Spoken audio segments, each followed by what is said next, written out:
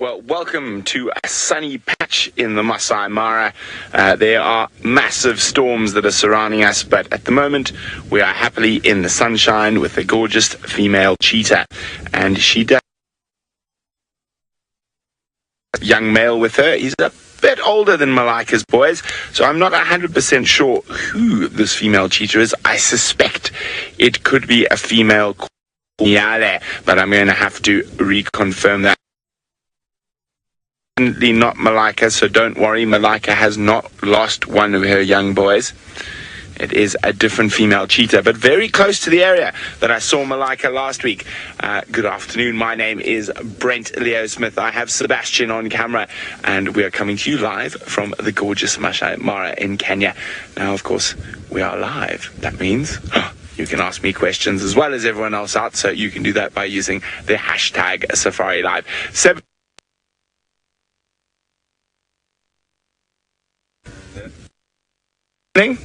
We've had a long day. We've lost them once, briefly, as they darted off into the croton thickets, chasing something. They went from very flat to very speedy, and unfortunately, for them, they didn't catch anything. But they've slowly moved, probably about 2.5, 3 kilometers. And unfortunately, the valleys that they're in at the moment are absolutely devoid of any potential prey. They also chased a reedbuck through some thickets, but that reedbuck was very, very fast, and was well aware of their presence. So they got up and moved about 200 meters a little bit earlier, and I'm hoping they're going to move up towards us over the next hill, where I hope there is some potential. You can see the young boy is quite fast asleep, but they are indeed hungry kitties. Now, the only other animal I can see presently is a giraffe way off in the distance. And I'm continuously checking around with my binoculars to make sure that there's no potential prey around. And of course, little thickets there could be. But, of course, we're not going to see that till the cheetah almost on top of them. But no Impala, no Tommies, no sub-adult wildebeest or baby zebras close by that all fit this beautiful cat's potential prey. Now, well far away from us on the other side of the Mara, Jamie is waiting to say hello. Waiting to say hello indeed, and basically on the opposite side of the Mara to Brent. He's right close to the Tanzanian border. I'm right up in the northern part of the triangle. A very good afternoon. My name is Jamie, and this afternoon Craig is on camera with me. And don't forget to send through all your questions and comments on hashtag live. And for today is to go have a look at those elephants. I've decided that's what the plan is for today. And then fly in my mouth. And then we're going to go and find the Angama pride that Taylor spent the morning with, go and see whether they have any luck in obtaining some dinner, and a chance for me actually, because I haven't seen the Angama pride in ages, to go and see just how big the pigs have got. Big the cubs have got. That's an interesting mix-up, that one. How big the cubs have got. That's what I'm trying to say. I haven't seen them in a while. So that is our plan for the afternoon. I know that Brent has been with the lovely cheetah and her male cub. Hopefully we figure out exactly who she is. And then tomorrow we're going to go on an adventure across the river and go off in search of my favorite female cheetah, having met only a few of them in the Mara. But I'm going to go and see if I can find Imani again. So that's the sort of plan. As you know, plans don't always go the way they're planned. Unfortunately, one of our vehicles is still out of commission. Poor Mila has taken a dive and just hasn't seemed to have recovered from it. Hopefully, she's up and running for tomorrow. We'll see. We shall see. Oh, I forgot to transfer my marshmallow pin button thing. I don't know what I'd call it. Okay, so all I've got to do is cross the main road. It's probably going to take me about I don't know, about 4 minutes to get to the Ellies and find ourselves a nice position to watch them. Depending upon our best route, but I think it would be around about 4 minutes or so. I'm still trying to decide whether to stay on one side of the lugger or the other. Okay, well, I make that decision. Let's send you back across to somebody in South Africa who is absolutely dying to say hello to you on this lovely afternoon. Indeed I am, Jamie. I'm not only dying to say hello, but I'm dying of, well, asphyxiation from heat, I would imagine, is probably the best way to put it. It is a very, very warm day here on Djuma, as you can see by our Waterbuck sitting in the shade. Now, as Jamie mentioned, my name is Tristan, and on camera today I've got VM, the wildebeest, once again, and we are going to be entertaining you for the next couple of hours. So remember, this is interactive, hashtag FYI Live or YouTube chat if you'd like to ask any questions. And I was saying that it is extremely warm this afternoon.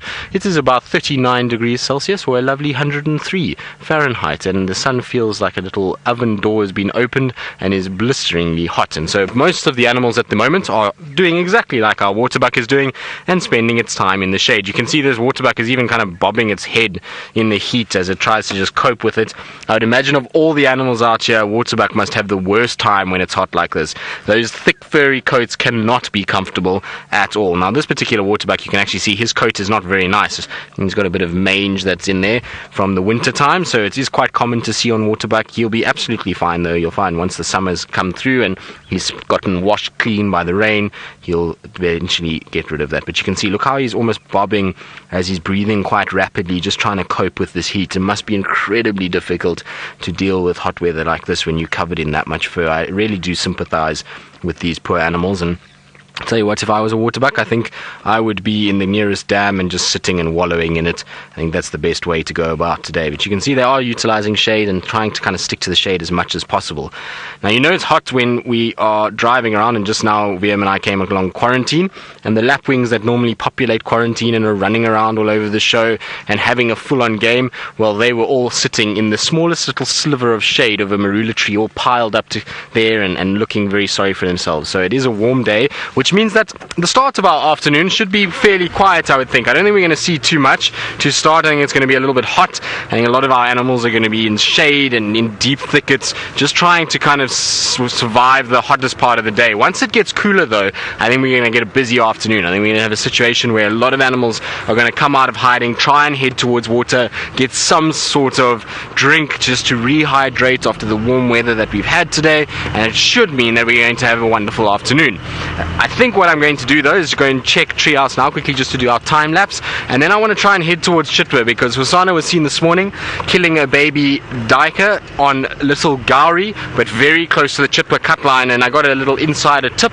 that he was not there where he was left this morning by the guy that manages Little Gowrie, and apparently his tracks looked as though they were going towards the Chitwa cut line. So we're going to go and scratch around there. Maybe we get lucky, maybe we don't, but it's worth a try. And anyway, Chitwa Dam will be absolutely perfect this afternoon for a place to go and spend. There's lots of activity there with the birds at the moment, hippos. We should see some of the crocs around. Maybe crocs will be quite active given how warm it is. They could potentially see them hunting in the shallows. So there's lots of things to look forward to on the Chitwa side. I also hope that maybe the dam will have attracted some of our elephants. Maybe some Ellies will be down at Chitwa Dam. That's what I'm really hoping for. But otherwise, we're just going to meander around and see what we can find. I did have some alarm calls of a kudu around Inga's house during the day today. I went and looked around. I couldn't really see any tracks or anything like that. It's not to say that there isn't.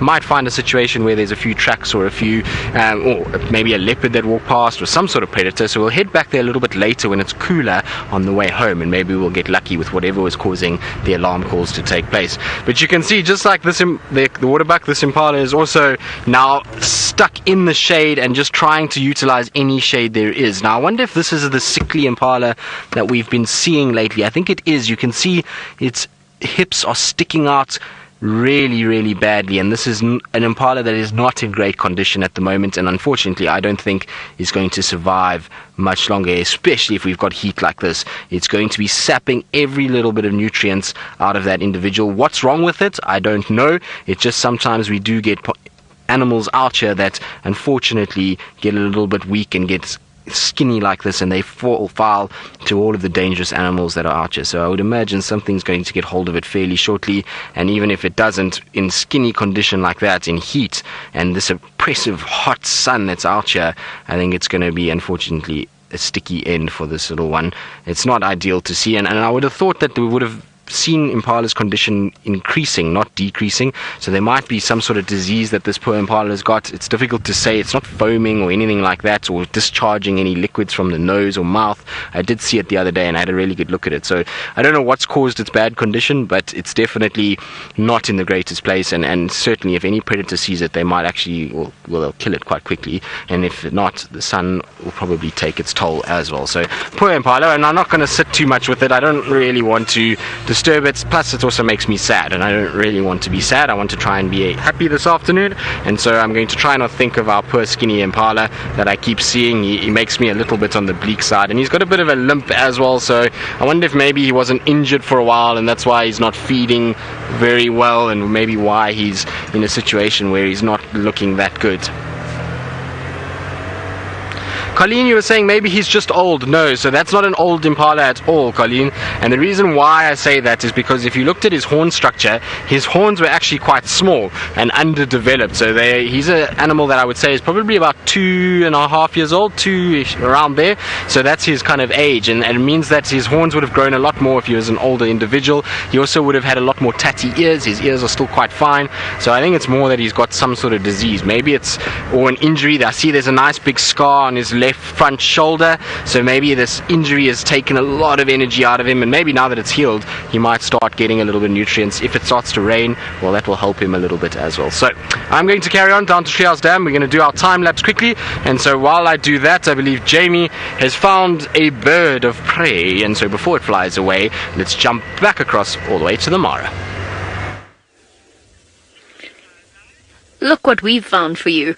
It is so well hidden, it's actually really rather difficult for us to show it to you. This is actually spotted by Craig, who's got fantastic eyes. It is a long crested eagle, but it basically looks like it's part of this tree up against the sky. The sky is dark, cloudy and gloomy, and getting darker and cloudier and gloomier by the minute. You're very dramatic, Craig.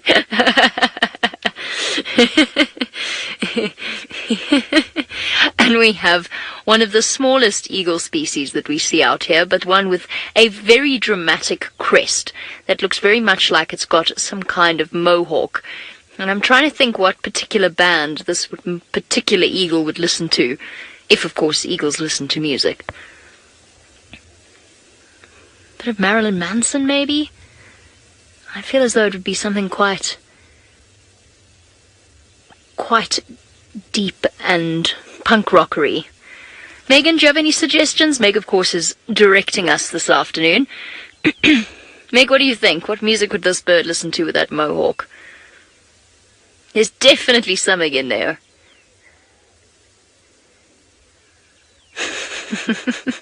Even the movements make it look like it should. Jared is on our tech team. He's in final control. He says Metallica. I can see it. Metallica's definitely an option. What has it seen? It's seen something above it that it's really interested in. I think it might... I mean, their eyesight is so good, it might be something behind us, but it...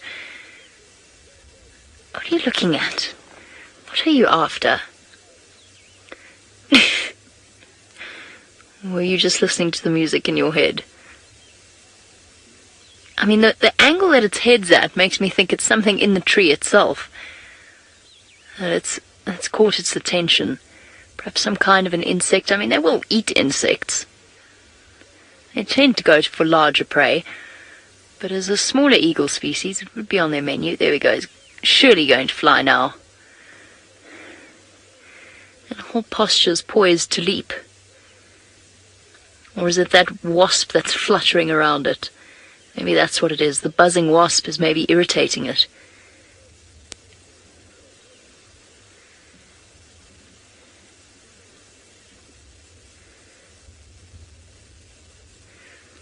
They're birds that we definitely haven't spent enough time with. They're quite fascinating. Of course, we don't really see them on Djuma. So that's one of the nice differences here in the Maras. We get to catch up with birds like this.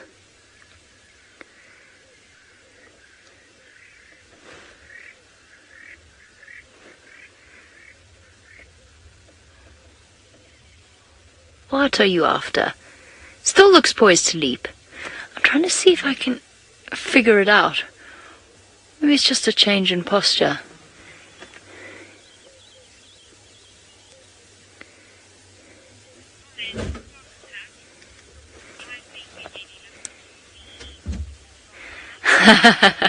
Oh, Foxhat, I should have got there before you did. Well done. Foxhat says they maybe listen to the Eagles. Okay, fair enough. Fair enough. I definitely think you win that round, Foxhat. Absolutely, the Eagles it is.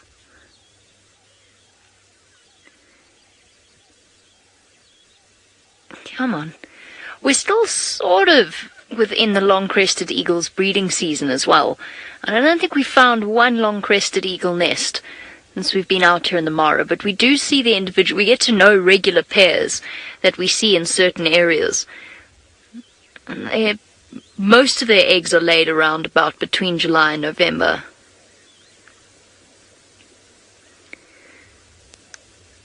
So this is the way that long-crested eagles hunt. So they don't hunt like, say, the martial eagle or some of the other eagle species that we see, or even the harrier species. They sit in the trees and they wait for something to catch their attention. They don't fly, they don't glide over the plains and search for food in that way. Trees essentially is like pop out and go scurrying below them, and then what they'll do is they'll swoop down from quite a short height. If you compare it to a martial eagle that actually does, or even a peregrine falcon, for example, that does a long dive and gathers speed and momentum. The long-crested eagle doesn't really hunt in that way, and of course goes for much smaller prey, so it doesn't need the full weight and momentum of that dive to catch and kill whatever it's after.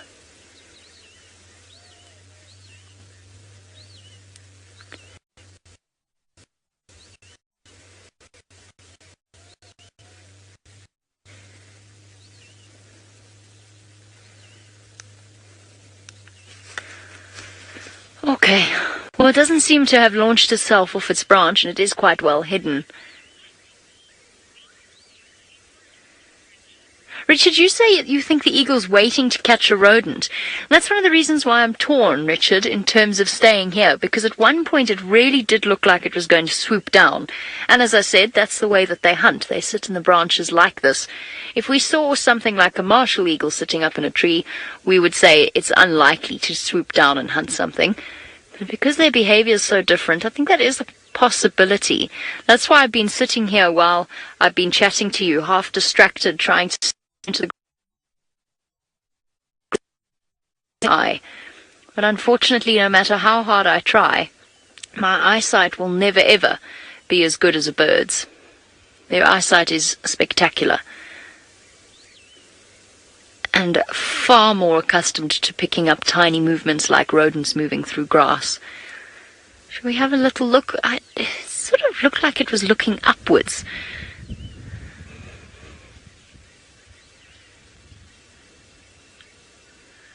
Ah, there we go. Stopped to have a grooming session. I think if something did catch its attention, it's no longer focused on it. It gives you an idea. Oh, there we go. Bye. Off to new perches, perhaps? I was about to say it gives you an idea. The tree swaying away. Oh, nice, Craig. Looks like it dislodged another bird. Where is it going to land?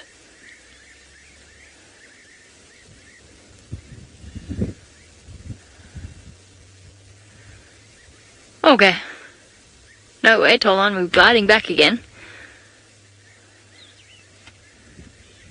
Circling. I think it's circling a new perch. Very nice, Craig.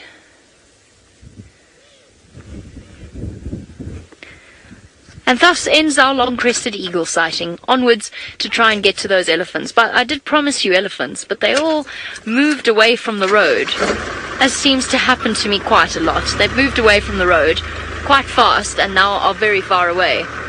So we're going to go off in search of the next herd, which is just around there. And while we go off in search of elephants, it sounds as though Tristan has left Treehouse Dam. Let's go find out where he's going. I have indeed. I've left Treehouse Dam because Treehouse Dam was eerily quiet. Even the Egyptian goose left when I came down, or when we came down, and so not really much going on at Treehouse Dam. It's actually been quite strange because I think this is the longest period we've had without activity at the dam itself. It's really been a hot spot for us over the last few months, and it's been a wonderful place to go and check and to always kind of start our drives. And it's amazing how many animals that we've actually picked up at that dam. So nothing there for now, but that's okay. It's going to give us an opportunity to go and explore a little bit and to go and see what else is around. I'm hoping that maybe if we go and check Shabamu's side, there might be some sort of sign of shadow and cub. I don't know. I'm just really driving around, also just trying to find some sort of tracks to work with, whether that be elephants or even buffalo, maybe. One can hope. Leopard, whatever there is. I don't know. I'm open to suggestions. Maybe we should have suggestions as to what people would like to see this afternoon. Hashtag Safari Live on what you think we should find, or what we're going to find this afternoon on our drive. I'm open to any ideas as to where anybody wants to go. I think Hyena Den, though, for those that want to do Hyena Den, I'm fully supportive of it, but I think we're going to leave that for a lot later. So let's see if we can maybe find something else in the meantime. Like I say, hashtag Safari Live, what you want to see and where you think we should maybe check to go and find what you want to see.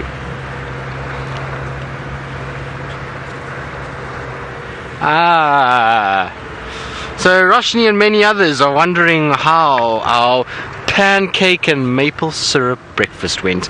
Well, I think it was a resounding success. Amanda even had to make some more, not bake, but make some more.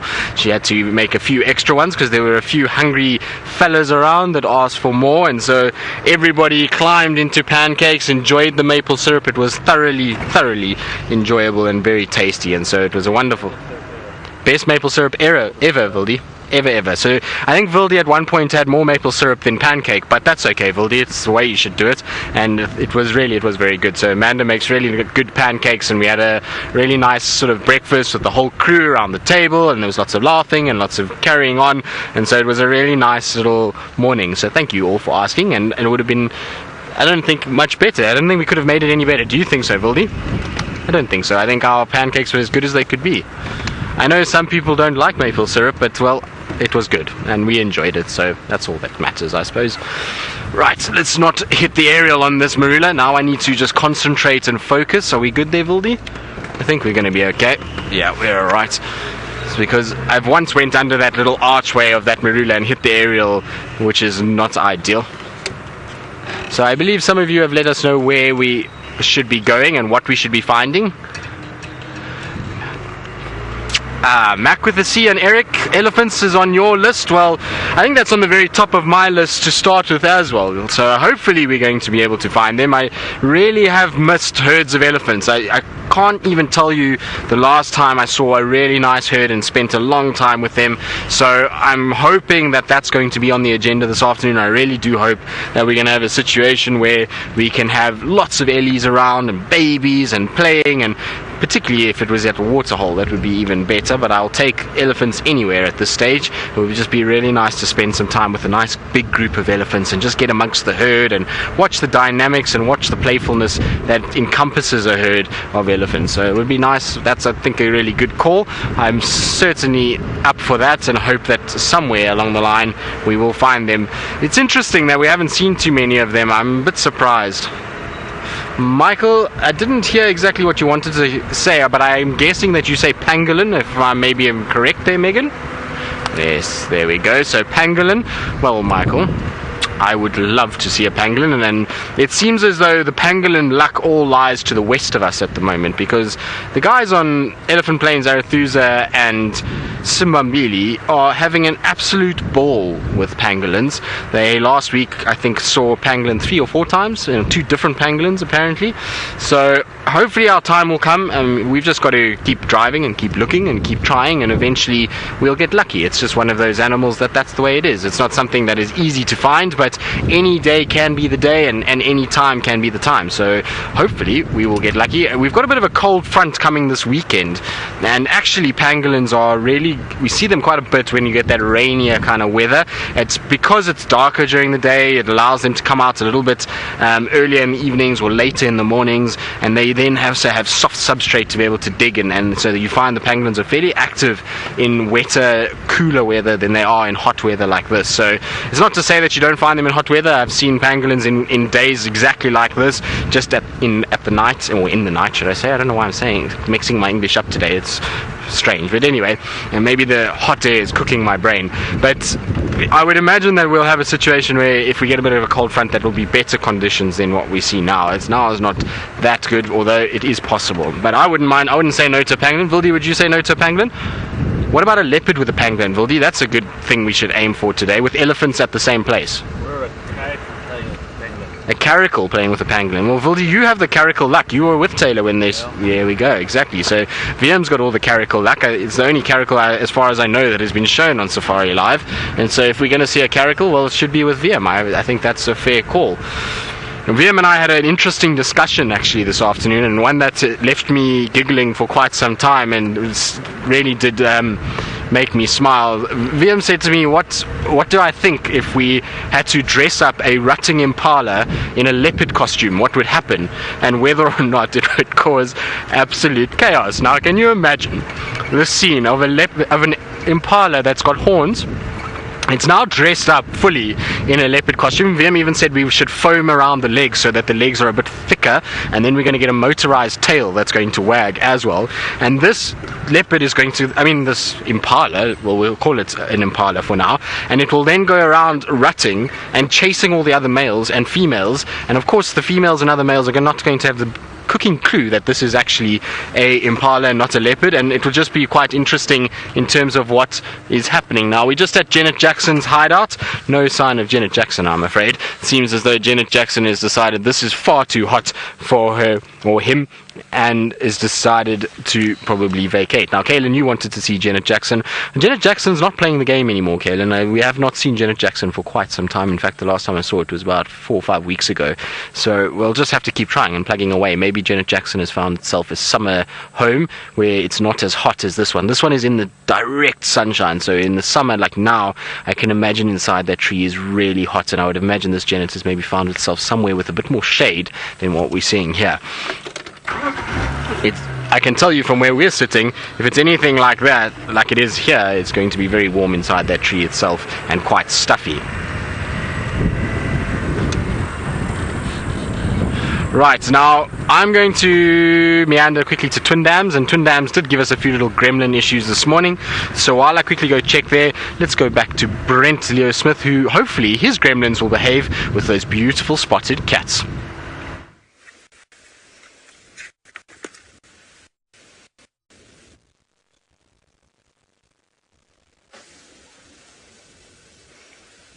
I'm thinking we're live. I think we lost comms there. So everyone, there's some big storms. So it can also comms breakup, but we are still with what I think is Miale and her young male. Now the temperatures dropped. Some of the storms have got a bit closer to us. So I'm thinking and I'm hoping that they might move. And if they move, they might move a little bit higher onto the ridge, which hopefully give us a bit of a better signal in comms. But they are really, really hungry, so I don't want to leave them. A massive herd of giraffes have moved on to the opposite hill. There were 1 or 2 earlier. There's a whole bunch on that hill.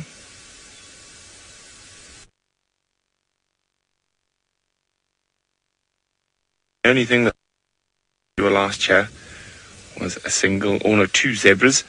Adults, a little bit too big for our lovely cheetah here.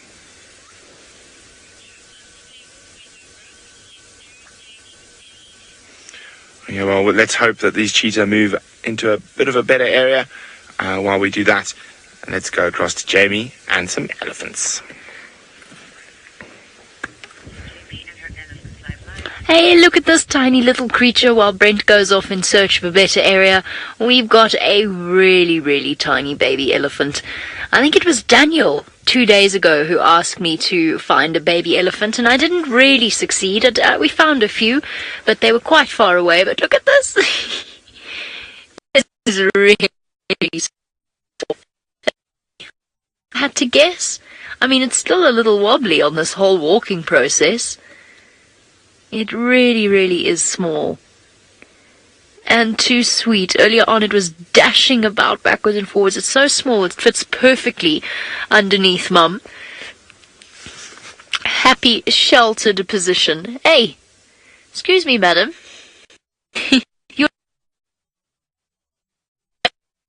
No, you're standing in our way and all we can see is a little bit of its head. Here it comes. Too precious. Oh, this is a really young elephant. It's not newborn, but it is very young. And you can see, I mean, the whole walking thing is still a little bit confusing. We've got the running. Here you go, look, yes, very impressive. Oh, be careful, there's holes out here. Got to watch for the holes.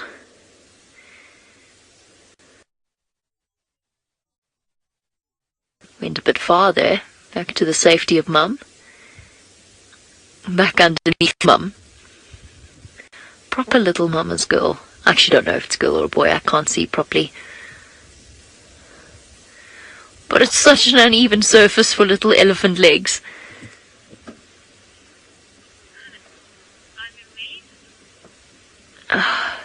Sorry, Megs, I absolutely can't hear you. I got every couple of words. So I know that you guys are sending through your questions. I apologize. Hannah, you're amazed at something. That much I can hear. You're amazed at something to do with the mother. Beyond that, I can't quite hear what you're amazed the mother is doing. I'm not 100% sure. Are you amazed?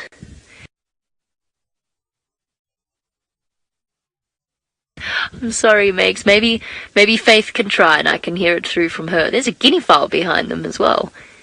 Briefly saw it.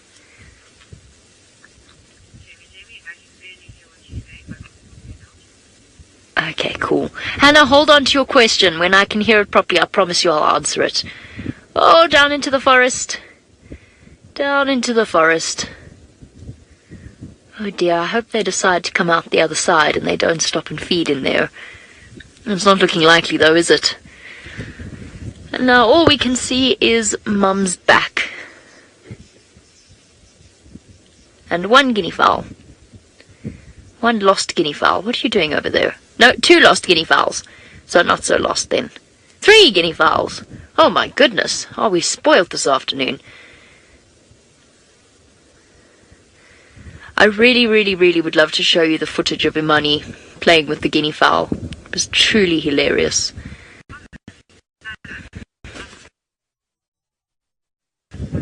Ah, I thought that's what Hannah was asking. Hold on, Hannah. Shall we see if we can get a little bit closer? So Hannah's comment was actually not a question. It was saying that she was a doesn't step on the baby. Elephants have the most exceptional string movement and calculating and creating this depth of field around her, or a perception of a depth of field. And it's actually one of the, within their brains, they've got nerve pathways that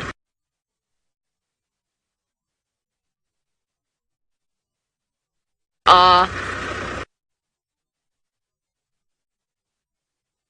their perception of the world. So their spatial perception. And that is how Mom doesn't step on her baby. But I always do find it to get a better view, but unfortunately in the thicket. So it really is quite hard for us to see. So Hannah, I agree with you. It's amazing to watch how delicate elephants are. And it's not just with little ones. It makes sense that they'd be extra cautious with little ones, but the way that they delicately step around obstacles,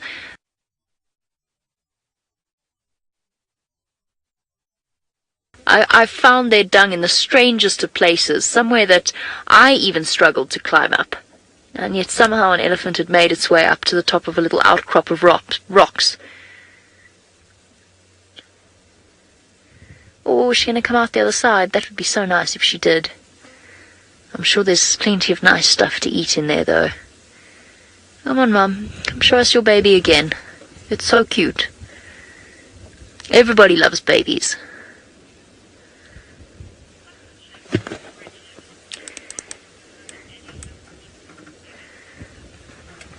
Richard, it's very common to see an elephant with one tusk bigger than the other. A lot of the time they grow, but also most elephants are either left tusked or right tusked, like human beings are usually either right-handed or left-handed.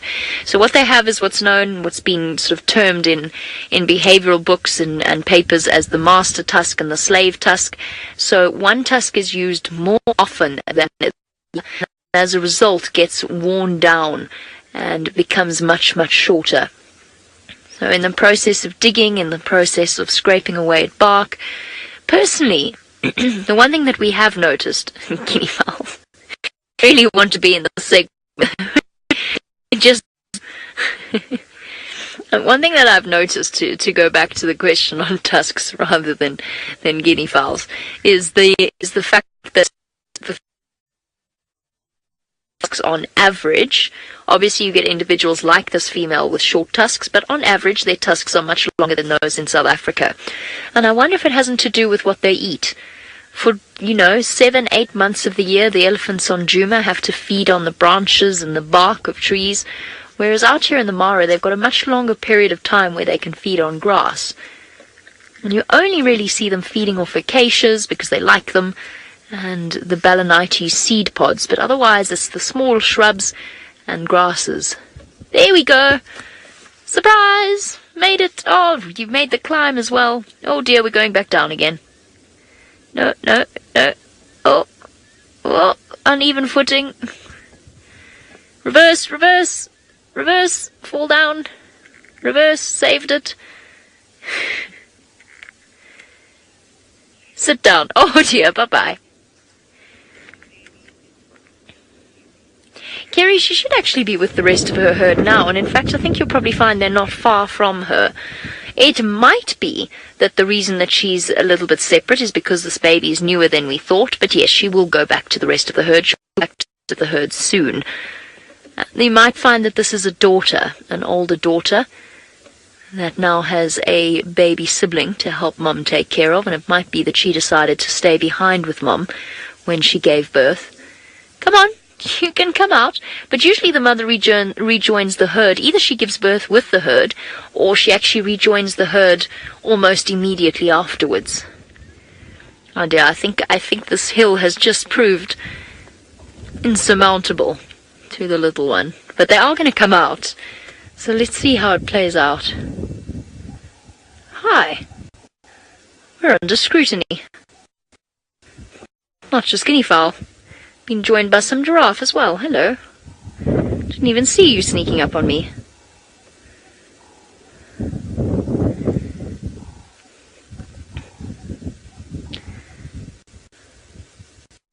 Giraffe.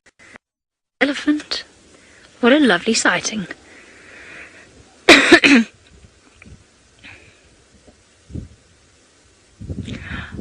And they're going to walk right across the skyline. This is stunning.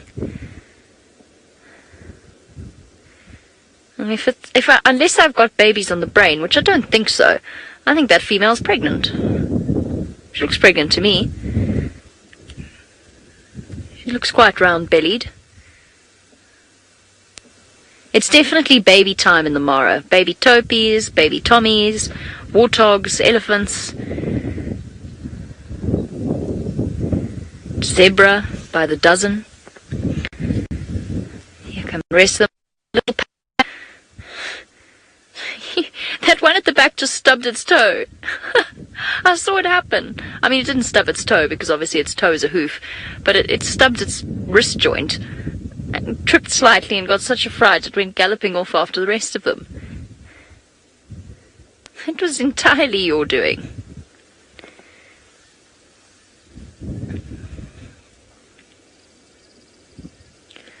Okay, I'm just going to try a quick reposition for when this elephant does come out, because I really want to see the baby again, basically. Oh, but there's some quite steep holes, so hold on everyone, I don't want to find one of them.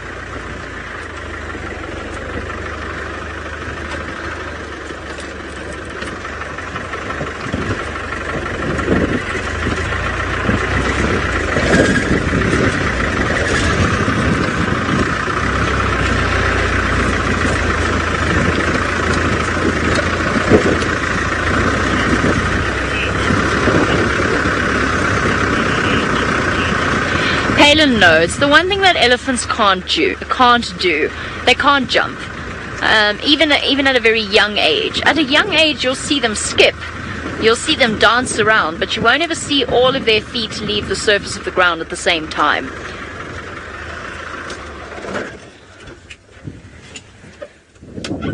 There we go. This car's got plenty of space to go around. So, Palin, no, elephants are not able to jump. I have seen an elephant with all four legs off the ground, but it was climbing a tree at the time, climbing onto a fallen marula tree. But while they are unable to jump, they are quite limp for some as they are. They run fast. Oh, Mom, don't go down that way. We came to see your baby.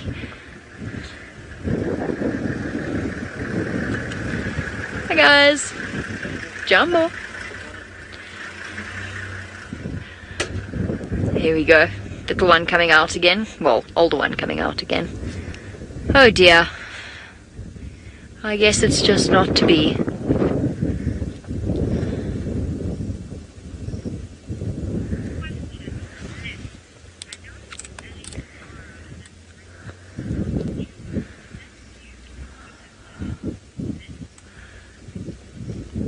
I hadn't noticed that. So Lys's observation is that on average the Ellies and the Mara are less wrinkled than they are in South Africa. Could that be due to a wetter climate? I guess what it could be due to is a colder climate, maybe? I mean, their wrinkles do play a role in thermoregulation, so it's not just their ears. I'm sorry, it's got really chilly. I'm going to put my jacket on at the same time. Their wrinkles do play a role in thermoregulation, first of all by increasing surface area, but, oh, here we come. Quite the slope you've created for your little one, madam. And maybe because, I mean, wrinkles help to retain the mud that the Ellies bathe in, and it keeps them cooler for longer. I hadn't noticed that they were less wrinkly. Perhaps the anti-aging cream is more readily available here. No, I really don't know. I hadn't noticed that at all. It's an interesting observation. Come on, little one, you can do it. You can do it. It's quite a big hill, but you can do it. Or maybe not. No, downhill's easier. This baby has not moved from in between Mom's legs all that much. Definitely he's got that wonky look of an almost newborn calf. Can we see an umbilical cord? It's a girl. It's a little girl. Kerry, we haven't seen an elephant being born during the drive live. We've come very, very close 3 times on 3 separate occasions. Once on Djuma, where we saw it.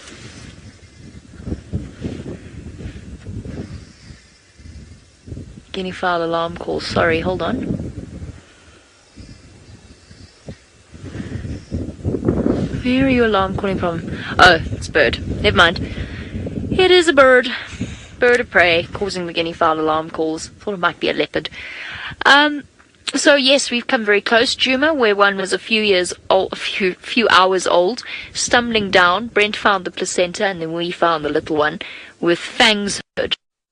And then the Mara, she didn't broadcast live because having technical difficulties, and then the second time was a few days ago where we came very close, and unfortunately that was an instance where the little baby didn't make it.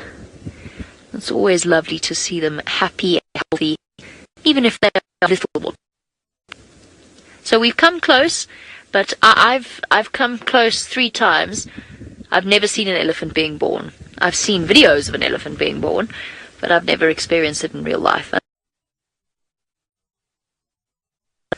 It really, really would. One day we're going to get it, and we're going to get it here in the Mara because it's much more open. So the females tend to give birth out in the open rather than being hidden away in the trees, and that means we can actually see them.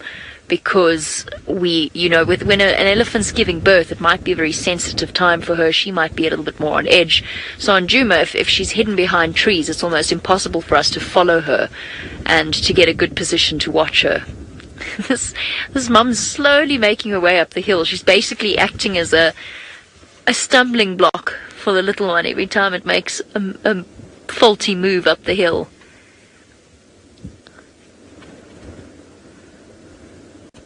Oh, little.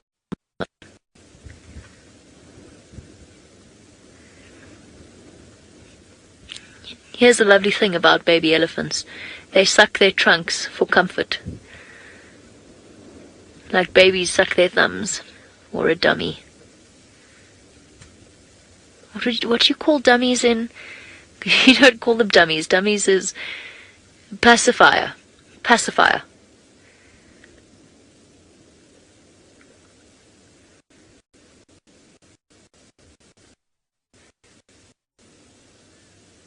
There we go now. Faith is helping Megan in the director's seat, and I happen to know that she really, really loves Ellies.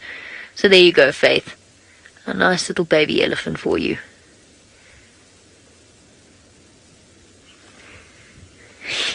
So cute.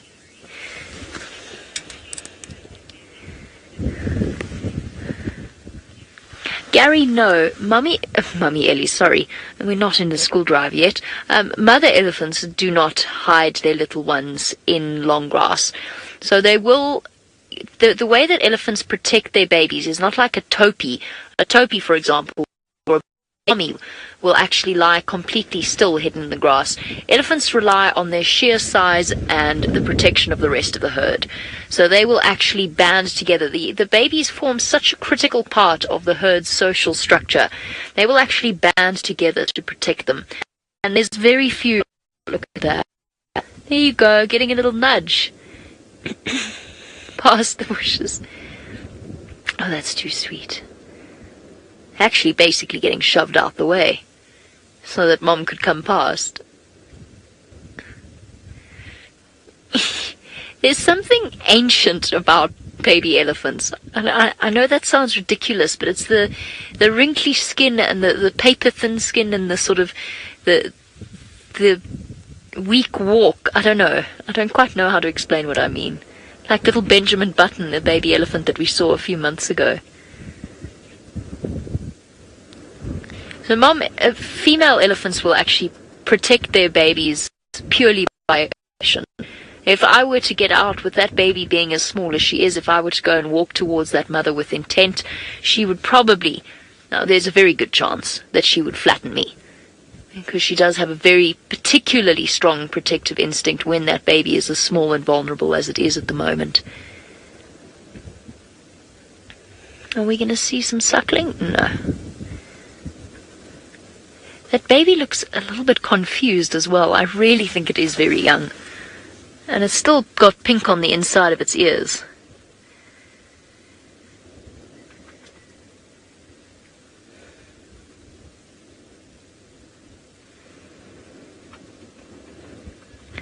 She looks like quite an old girl to me, the mum. She's got very sunken bones around her face, or at least sunken skin around the bones of her face. Quite a prominent skeleton. I think the mum's quite old. Over 40 at least. So this is not her first little one. She will have had a good few more before this. You can see the really dramatic skies over the Mara. It's the rainy season, so you're probably going to hear us say once the sunset safari, I think it's going to rain. And it usually does. There we go. Stepping around, little one.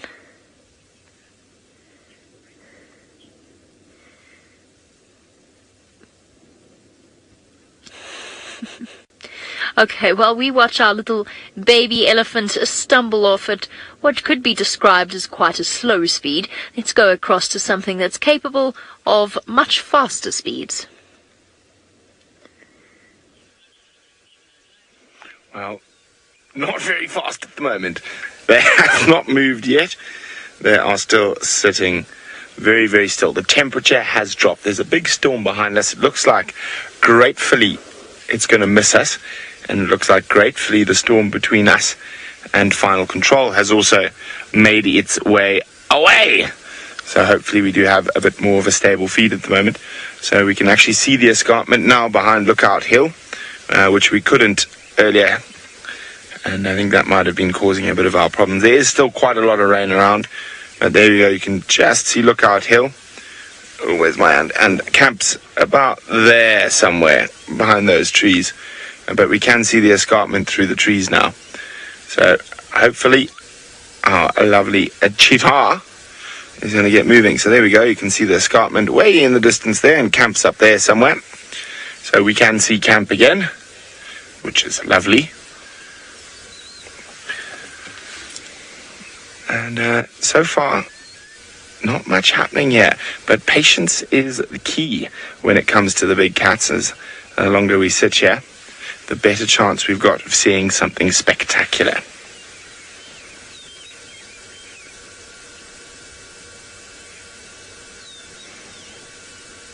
Now, I couldn't think of many better ways to spend the day, as Sebastian and I have the whole day with the cheetah.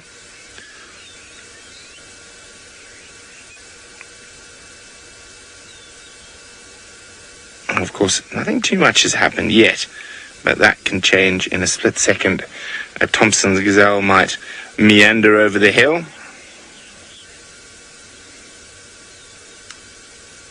Oh, heads up, that's a good sign. It's been relatively flat for the last while. So any bit of a potential, or looking like a potential bit of movement, is always good. We are just such elegant creatures. Now, for those of you who watched last week, where I spent a lot of time with Malika, you should definitely be able to see the difference. She seems to have quite a much more elongated face than Malika does. And as I say, I'm going to have to confirm with the researchers, but I'm pretty sure, just from what I've heard, the female cheetah, who does have one young sprog, is Miale. Now, I could be wrong. This could be a cheetah. I don't know. She could have popped in for a visit from Tanzania. And that's the joy of being in an open ecosystem like this. You never know what might pop up. Eric, watching this cat is so relaxing. Indeed it is. Sebastian and I have had quite a relaxing day. We even managed to have a little nap while the cats were napping, each of us. Well, it was quite hot today during the heat of the day. So while the cats were napping, we took the chance to have a little nap as well. And it was quite pleasant, apart from all the flies. But yeah, you get yes, Sebastian, as apart from the flies. I've got used to the flies. I think I've been dealing with them for about 6 months now, so they don't seem to bother me as much. But yeah, so it has been quite an interesting day. And it's always lovely to listen to the different sounds and that happen out here. Lots of different sounds, and how the sounds change throughout the day. And now that the temperature has dropped a little bit, there's a whole host of new birds.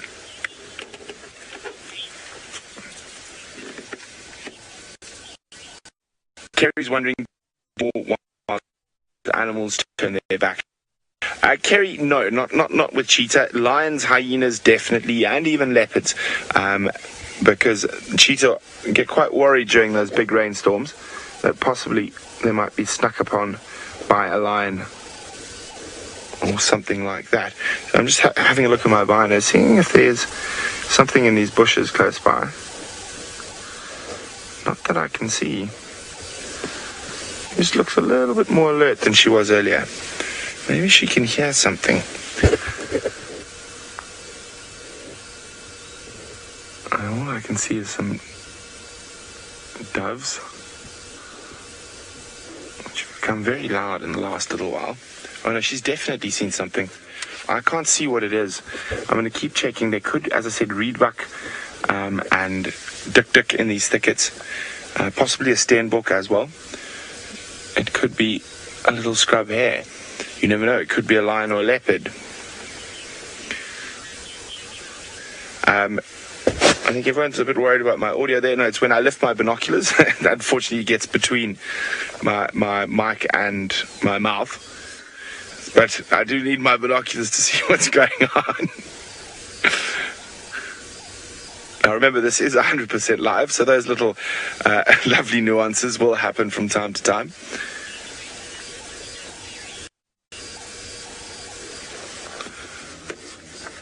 We're just checking our audio. Sebastian says it doesn't make sense. Our levels are all good our side.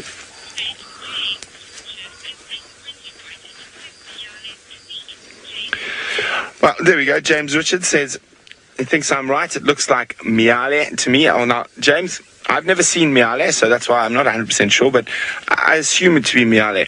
When we get a chance to see her young boy on the move, he's got a very distinctive spot pattern along the base of his tail. The spots are very, very close together. So hopefully we'll be able to see that.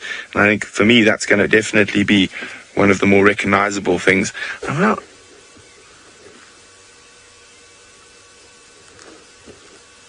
no, I mean, literally, this is so uncommon in the Mara.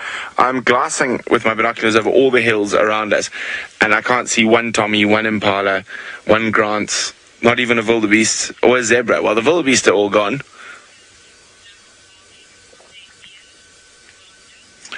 Now, hi, Rhonda. Rhonda's wondering about the black markings behind the cheetah's ears, and do all cats have those? The big cats in Africa do. And it is a following mechanism for the youngsters, so the cubs are able to spot that and follow her through the long grass, same as the white tip to the tail. So black and white in solid masses stick out to the predators a bit more than other things because of the way their eyes work. Now, I think she's decided it was a false alarm. She is still alert, so I do think she is going to get moving, especially now that the temperature's dropped a good 5 or 6 degrees. It's probably around 27, 28 when the heat was on. Now, the cloud has sort of put a dampener to that. There's a massive storm to the west of us. I mean, we might not even get a sunset today. There's so much cloud cover towards the west, so straight in front of us. There we go. Look at that, and it's just all massive clouds. Now, you can't actually see the main body of the storm is right up above, and these are just clouds below it. So the anvil of this storm is right way up high above us, but the rain itself is still quite far from us.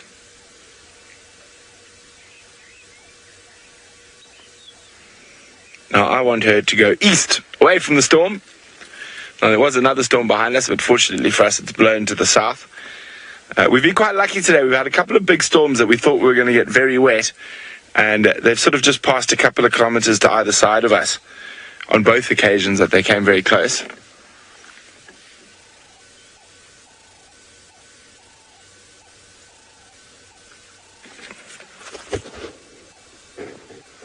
She is interested in something down. Sorry, Megs, you broke up a bit during that question. Can you go again? I heard it was from Shivam, but I didn't catch the grasp of it.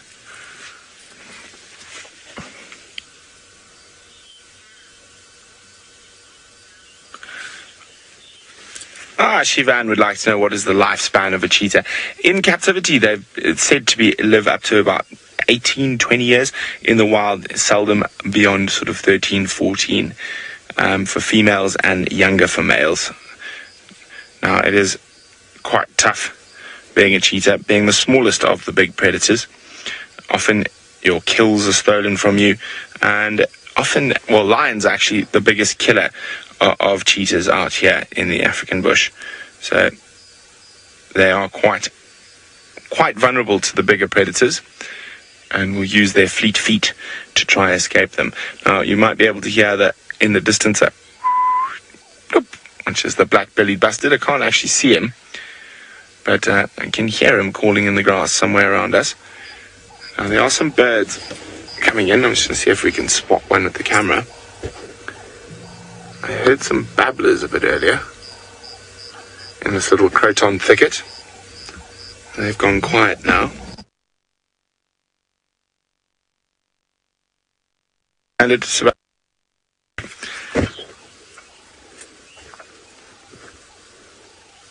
that is... Oh, he's taking... No, I think he's still there.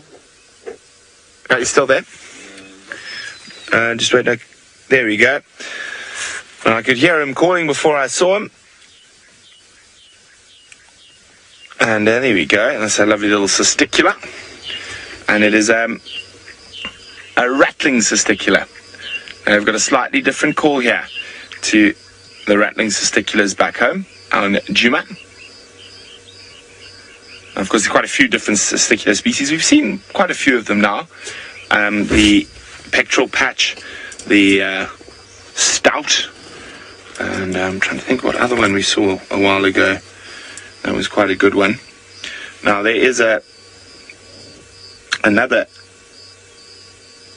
testicular that is quite difficult to see, but hopefully as we extend our range in the Mara, we're going to be able to see the black-backed testicular. Now, I have seen them in the Mara, but in an area where we unfortunately don't have signal yet, down on the Tanzanian border. The black-backed testicular.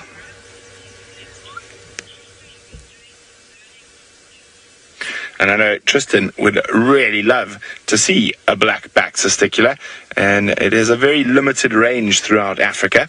So let's see what Tristan has to say about testiculars in general. Well, that they make a lot of noise, Brent, here in the Sabi Sands. The rattling testicular is quite chirpy and quite full of nonsense and gives us a hard time quite a lot of the time, but he's right. I would like to see those black-backed testiculars, and they do have a very limited range down here, and so we don't see them in the Sabi Sands, unfortunately, which is not so nice. At this stage, though, I would take any testicular really to see, because it's been awfully quiet. We've driven a little bit of the Mulawati. We didn't see any tracks other than what looked like Hosanna's tracks from the night we had him at Twin Dams, and where he then went south towards Little Gowrie. So not much happening on Djuma. We checked, like I say, around Central. We've checked Batalia. We've checked those waterholes, and so all very quiet. I think it's still too hot really for a lot of things to be moving. I think if anything is around, it's going to be in some deep shade, and so we're just really bumbling around as slow as we can just to try and get this heat out of the day out of the way, and then we'll start to hopefully see things coming around. I was hoping to try and find some tracks somewhere of Ellies, but alas, it seems like nothing coming in from Torchwood, nothing from the south that I can pick up either, which is not ideal. So hopefully Chitwa will have some hidden surprises. Now, I did get an update as well of Mvula, so I haven't heard his name for a few weeks, and it's definitely been a little bit kind of quiet on his side, and it's surprising because we haven't seen too much of Tingane either, and so I would have thought Mvula would have spent quite a bit of time with us and around, but he seems to obviously have been in Buffelshoek having a fat jawl up there, and a jawl in South Africa means a party, so he's been having a fat party basically, is how we would say it. Now, he's basically been walking around, and from what I can gather, last night decided that he would have a little bit of a different dinner. Normally we would find that they would go after mostly antelope and various other things, but it seems as though Mvula has decided he's going to try civet for dinner. So apparently he's got a civet kill that he is finishing off from last night. Now, I don't imagine civet tastes very good, given that they eat a whole bunch of cyanide-filled creatures in the form of millipedes and various other things. I suppose, though, we do eat coffee that comes from them, which is obviously the coffee beans are eaten and then defecated, and we do use that every now and then, and it's also in a number of ladies' perfumes in the form of the anal gland secretion that is then harvested and put in perfumes, in a lot of the French perfumes in fact, and so it is quite weird to think that a lot of ladies are wearing civet as they walk around. It's quite a strange thing. It's a binding agent for the scent, and that's why they use it. But nowadays there's a lot of other chemicals that they can use, and it's not as popular as it used to be in the early days. So that's where Mvula is, and that's what he's been up to and what he's been doing. I don't think we will see any sign of him this afternoon. I'm just pretty sure if he's got a kill, he's going to be fairly uncomfortable and fairly relaxed, and will probably take a bit of time to rest. He's also quite far north in Buffelshoek, a lot further north than I would expect him, to be, and for him to move towards us would probably take quite a bit of time. So we're not going to worry about him for too much. I'm just now on Cheetah Cut Line. In case Thandi was moving back this way, I don't see any sign of any tracks coming over. I think ultimately, like I say, it's so hot, and we were at Cheetah Cut Line this morning already quite late in the morning, so I don't think she'll come back just yet, but it was worth a chance and worth a little look just to see. And what I'm going to do now is we're going to go explore Chitwa. So we're going to go and see different places on Chitwa. We're going to go and try and check all around the back areas that we haven't really been able to drive, given that our signal used to be quite bad there. So I'm going to just try and test it out and just go and explore, really. There's lots of dense thickets there that are great for shade, and maybe we find something interesting in all of those shady areas. That's the kind of idea anyway. That's really kind of all that we got planned, and then to the dam a little bit later.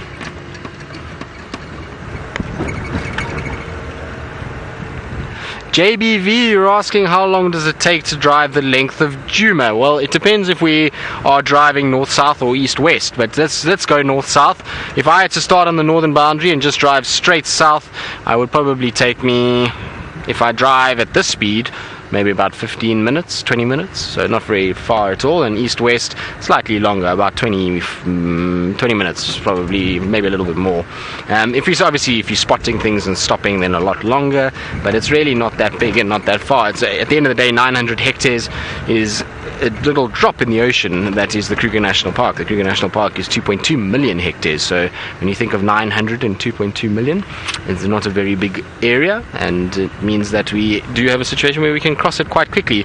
Now, in some days, it's a little bit of a sort of negative thing because animals move out of it, but on other days, it's really quite nice. And the reason I say that is because when things are moving and they are going quickly, particularly things like wild dogs and various other things, and they cross onto the property, you can get to them fairly fast, and that means that you can generally get to them before the other lodges leave the area if they cross onto our side, and it means that we can actually continue the sighting. So in a way, having a smaller area is also sometimes really nice, and it also means that you work that area as well as possible, and so you always kind of know what's around. It's very seldom that you're going to have a situation where you're not going to know what tracks are here or what's going on Djuma. We typically know roughly which animals would be where and where to find them, and so you have a much more intimate knowledge of the area when it's a little bit smaller, when it's really vast tracts of land. And you can see it in the Mara where, Brent and Jamie and James and Scott and Taylor, it's taken them a long time to start figuring things out and to figure out exactly where to go to find certain things. And so it's nice when it's a little smaller in that you can find things a little easier. You also get to know all the little nooks and crannies and all the little water points and various other little pathways that animals use. So it's not the worst thing having a small little section. Right, so we're on the main road, and the reason why I'm on the main road is because, well, I'm just checking around for anything. I'm trying to see if maybe Thandi crossed south into Chitwa last night. She was obviously last seen coming in this general direction. Her tracks cross onto Torchwood, and so I would like to just double check and make sure she didn't cross onto Chitwa and is maybe not lying in the Muluwanini somewhere. The Muluwanini ultimately, sorry about the shake on the camera, it's unfortunately a little bit bouncy on this road. The Muluwanini is always been a sort of no-go zone for us, whereas now it seems to hold signal quite well, and it's a great place for Thandi to go. She often used to spend time, when I was at Chitwa, that was her main place that she used to be. She used to kind of go into the Muluwanini, and lots of sightings of her in there, and so worth just checking and seeing what's going on that side of the world. It's also been a bit quiet bird-wise. I thought we might see a few more raptors flying around using thermals, but they seem to be all gone. I don't know, maybe it's just too hot even for the birds to be actively moving, and so hopefully as it starts to cool down, things will get a little bit busier out here. I'm sure Chitwa Dam will be busy as well when you head there a little bit later. The number we're seeing is right where we are now, just crossing northwards, so I wonder if maybe he's not still lurking in this general vicinity quite often. Right, I'm going to check for any signs of Thandi or Tumba, the two T's, and while I do that, I believe Brent spotted cats have gotten up and started to moving, which is very exciting. Well, there we go. Mom's up, having a good scan around. Oh, they are just so elegant.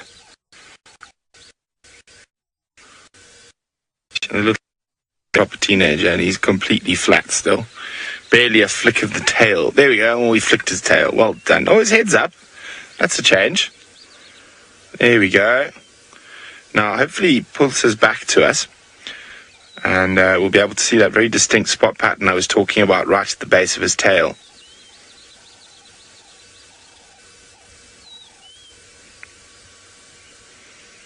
And you can see he's a bit older than Malika's boys. You can see he doesn't have that as much of that blonde fluff or sort of little mini mane on the back of his neck.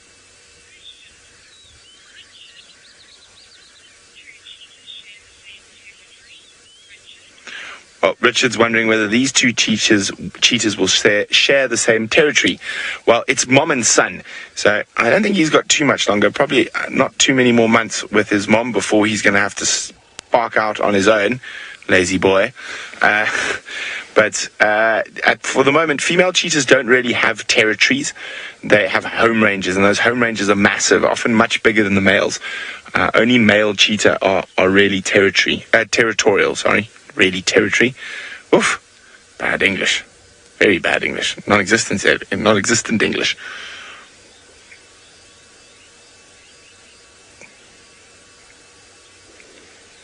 Something popped up behind me. Let me just turn around quickly. Oh, there's something on the ridge.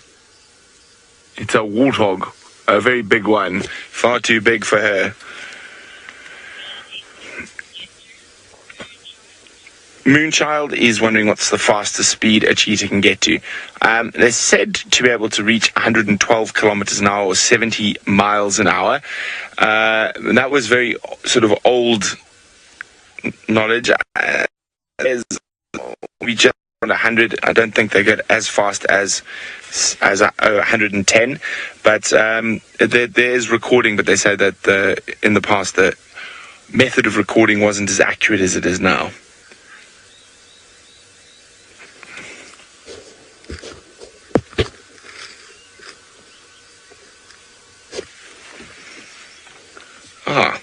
Sebastian on the termite mound opposite us there. While she's gazing from hers, there's another creature gazing from a termite. Oh, of course it went down the termite mound. But no, there goes a fork-tailed drongo. But there was a francolin sitting on. Okay, now it's starting to call. Oh, there it is. Oh, there's a superb starling. Off it goes. Must always be careful when you see superb starling into the grass, because as we found out yesterday, it could also be a Hildebrandt's starling. Now, this spur fowl, Franklin, that was sitting on top of the termite mound before it disappeared, I'll keep a lookout, we might see them again just now, is the Hildebrandt's spur fowl. Number 5, sorry. You do get different calibers, but that was Hildebrandt's spur fowl calling, and we'll hear them calling, I'm sure, very shortly. They're very noisy at dusk and dawn in the Mara. Oh, come on, lady, it's time to go hunting. Head up the hill.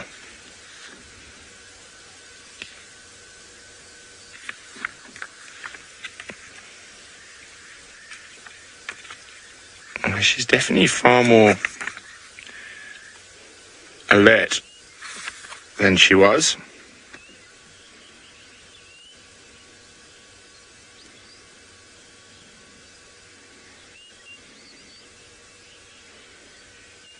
A bit of a breeze starting now. Hoping that's not going to bring the rain straight to us.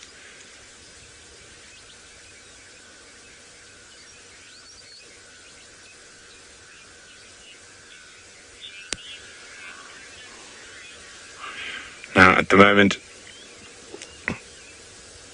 I'm avoiding the rain, hopefully by just being in the right place.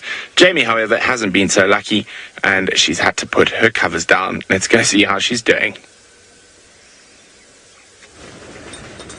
I'm in the wrong place. I am in absolutely the wrong place. I'm wishing I was down south where I can see it looks lovely. I should be able to see a mountain there. You can kind of, when you look at the edge of the escarpment, you can kind of get an idea of just how heavy that rain is. That's coming to us. That is most definitely coming our way. And if I'm quiet for a moment, you should hear the thunder as well.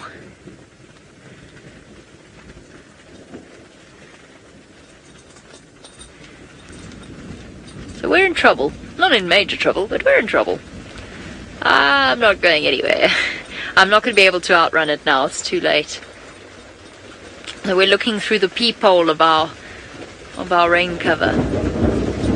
Ooh.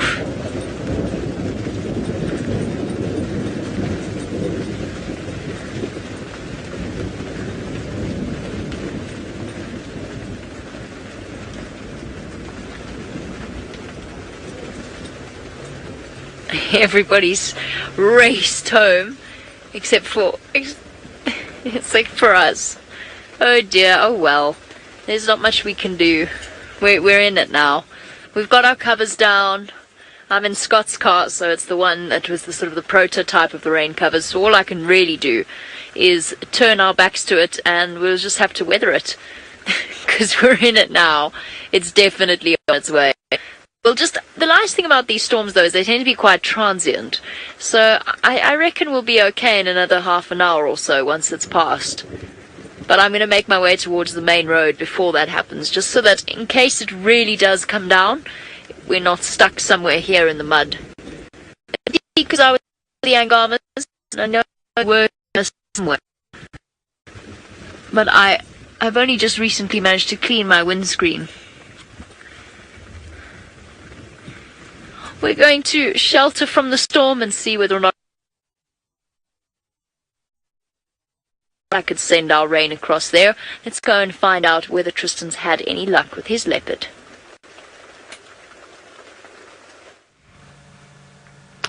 Unfortunately not. We found tracks for what looks like Tumba going north into Torchwood, so that doesn't help us much. But I've come to a section of Chitwa which we've never really shown you guys before. I don't think there's ever been a picture of this particular section, and it is a beautiful, beautiful section. It's one of my favorite places, and it's an area that Thandi used to spend a lot of time. So this is the Mulawanini drainage line that runs along Chitwa area, and there's this big rocky outcrop that runs on the western bank of the Mulawanini. It is absolutely beautiful. So you can see there's lots of big rocks, little crevices, and this is why Thandi always used to like to have her cubs in this area. She used to hide them in these little crevices between the rocks, and it was a perfect place to be able to do it. Now that particular tree that is growing out there, is it? No, not that one, sorry. I thought I saw a rock fig just now, but it's not a rock fig. There's no rock figs that I can see at the moment. I thought it was a rock fig, but it's not.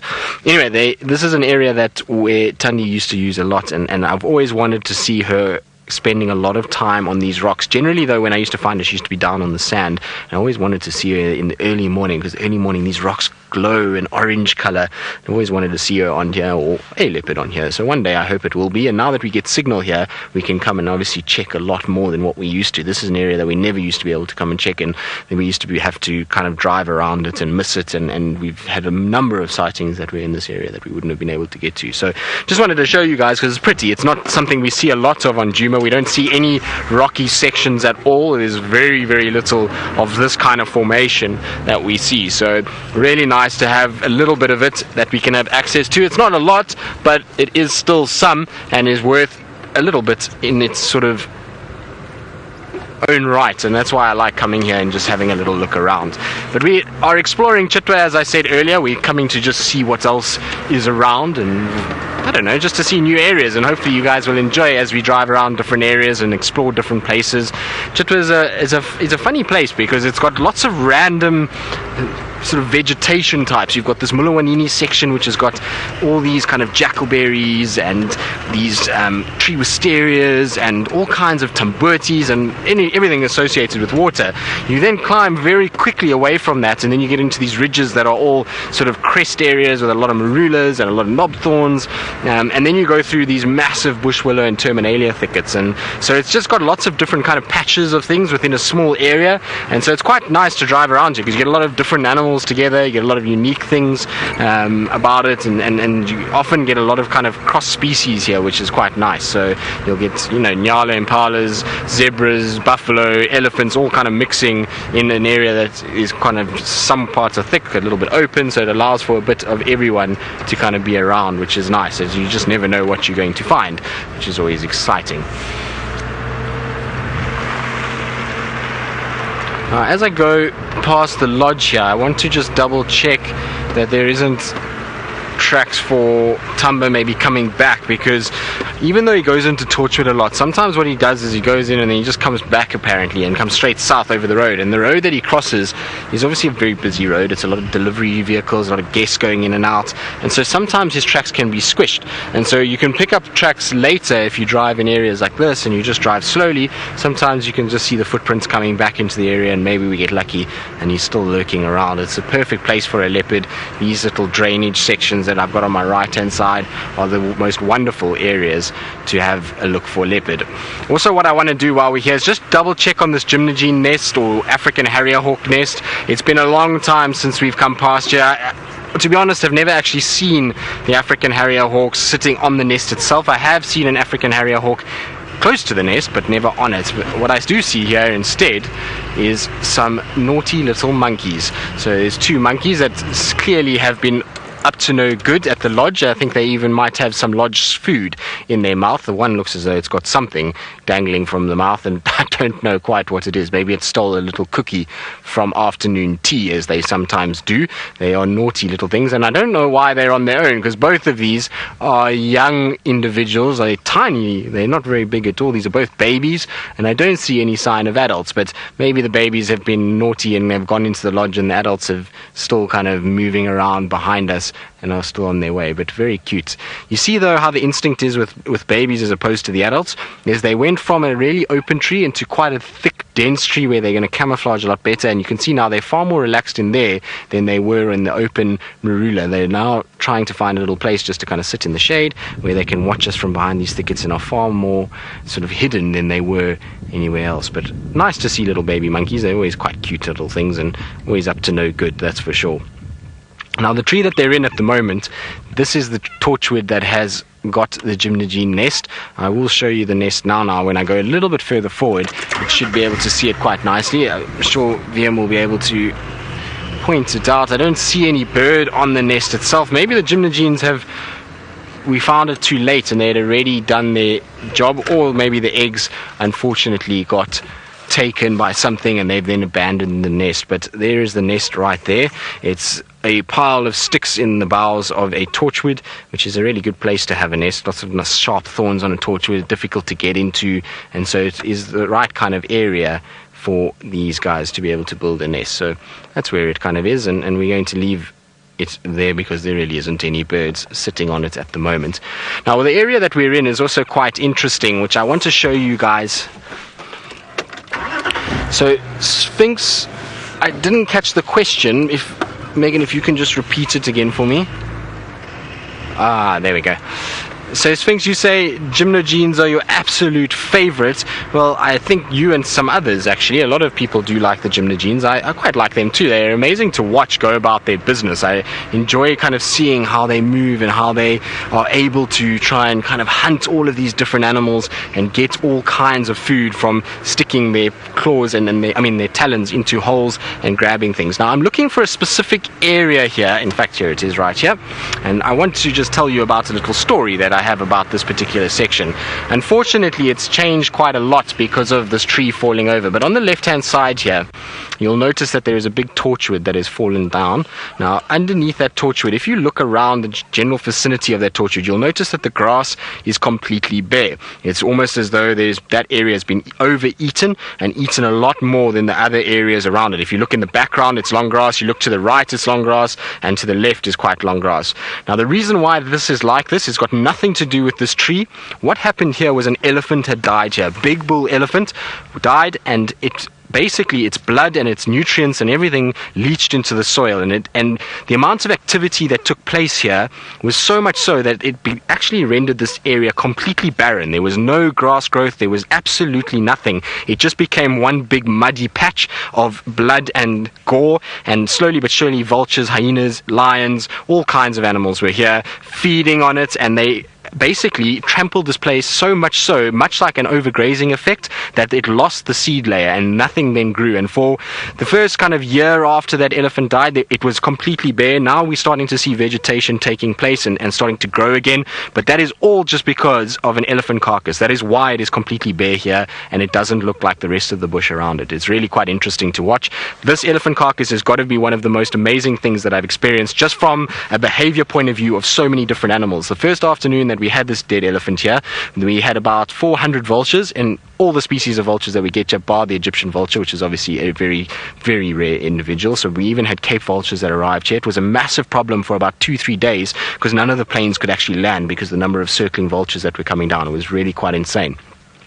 Subsequent to the vultures arriving, we then had a situation where the hyenas would come in at night, and this became an absolute feeding frenzy at night with the hyenas. And one night, while the hyenas were feeding, the Majingalans came in, and that was back in the day when the Majingalans used to be the dominant males in this area, and they managed to actually kill a hyena here. So we got going in the morning, there was dead elephant, dead hyena, whole bunch of lions that were roaring and carrying on. They then left, and then a lion pride came through here, well, a coalition of 3 males, and one of those males is still alive. Well, I think he's still alive in the Kruger. He was part of the Salala pride, and anyway, there was one individual that was in really bad shape and fed here for a while, and unfortunately also died here. So we had a dead elephant, a dead hyena, and a dead lion, all in this particular section. Hundreds of vultures. It was just absolute pandemonium. And then, coupled with the fact that the dam is close by, multitudes of other animals coming past, including elephants. And watching the elephants' reactions to this carcass was such an education. We watched multiple herds come past here.